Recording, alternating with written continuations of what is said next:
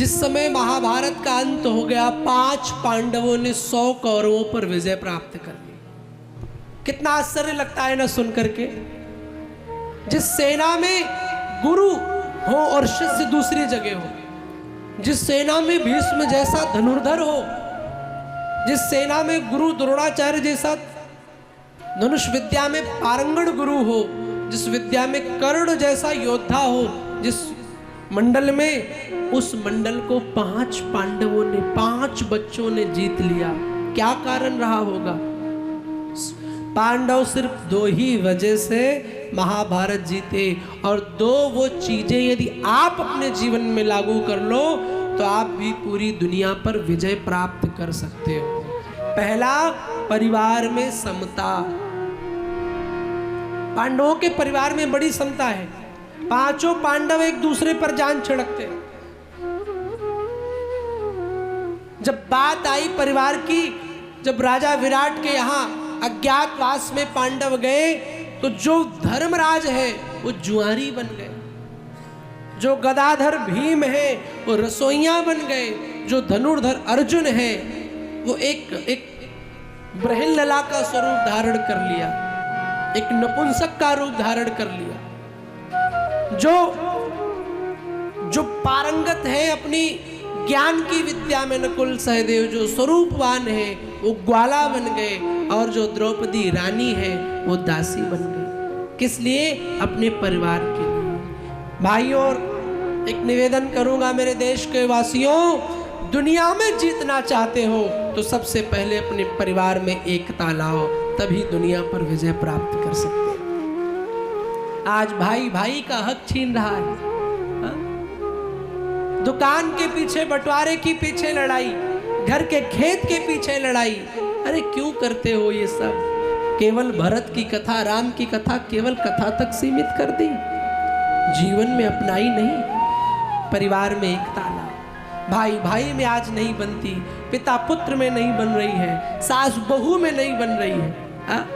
एक बेचारी बहू आती है अपने माँ बाप को छोड़ करके, और कई मैंने देखा, दुर्भाग्य है जो सासू ऐसी होती दिन भर लड़ती रहती। ये सच बात है। पड़ोस वाले बहू की बड़ी बड़ाई करेंगे, अपनी बहू की निंदा करेंगे। मैया, जब अंतिम समय होगा तो खुद की बहुरिया पानी देगी और कोई नहीं देगा। मत लड़ो। श्री रामचरितमानस में गोस्वामी जी कितनी सुंदर बात लिख रहे हैं। बहू को कैसे रखना चाहिए? तो कहा कि पर लड़किनी सकल घर आई, राख्यो पलक नयन की नाई। जैसे आंखों के बीच में पुतरी होती है ना, पुतरी, ऐसे बहू को रखना चाहिए। लेकिन बात बात पे लड़े, छोटी छोटी बात पे लड़े, ऐसा नहीं करना चाहिए।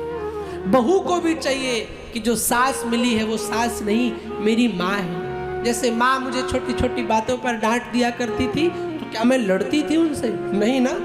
ऐसे सास भी मिली है, अगर डांट दे रही तो तुमसे बड़ी है, नहीं भी तुम्हारी गलती है, कोई बात नहीं, तुम सहन करना सीखो।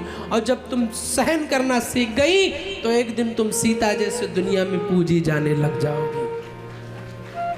सीता जी ने कितना सहा, राम जी ने छोड़ दिया, पर कभी भी माँ बाप तक शिकायत नहीं पहुंचाई, कभी नहीं कहा बाबूजी राम जी ने मुझे छोड़ा। आजकल 80% घर टूटने के कारण यही है कि थोड़ी सी लड़ाई हुई, मायके तक बात पहुंच गई। छोटी छोटी बातों को पीहर में पहुंचाना, मायके में पहुंचाना अच्छी बात थोड़ी ना। आपका घर टूटेगा उससे, और किसी का नहीं। एकता लाओ, समरसता लाओ। आजकल ये गायब हो गया है समाज में। पांडवों की तरह जब परिवार में एक हो गए तो पूरी दुनिया में विजय प्राप्त कर लोगे। और दूसरी चीज, पांडवों का भगवान के चरणों में दृढ़ विश्वास। दृढ़ विश्वास, हमें दृढ़ विश्वास नहीं है। अभी भी मंदिर में जाते, ठाकुर जी अगर ये काम हो गया तो 51 रुपए का प्रसाद चढ़ाऊंगी, मतलब हो जाए पहले, तो नहीं हुआ तो 51 क्यों खर्च करूं? ऐसा विश्वास होना चाहिए, दृढ़ विश्वास। हनुमान की तरह छाती फाड़ दी, क्यों? क्योंकि राम अंदर मेरा जरूर बैठा होगा, इसलिए छाती फाड़ दी। ये ट्रस्ट जो ट्रस्ट दुनिया के लिए तुम बोलते हो कि तुमने मेरा ट्रस्ट तोड़ दिया, तुम मेरे ट्रस्ट के लायक नहीं, एक बार बिहारी जी से ट्रस्ट करके देखो। दुनिया में भले दुनिया के लोग ट्रस्ट तोड़ दें, पर ठाकुर जी मेरे कभी तुम्हारा विश्वास तोड़ेंगे नहीं। जब भी बुलाओगे दौड़े चले आएंगे। भगवान तो मंदिर में हमेशा खड़े रहते, कभी मंदिर में बैठे देखा भगवान को? खड़े मिलेंगे। क्यों? भगवान कहते मैं ठाड़ो हाथ पसार, तू कब आवेगो?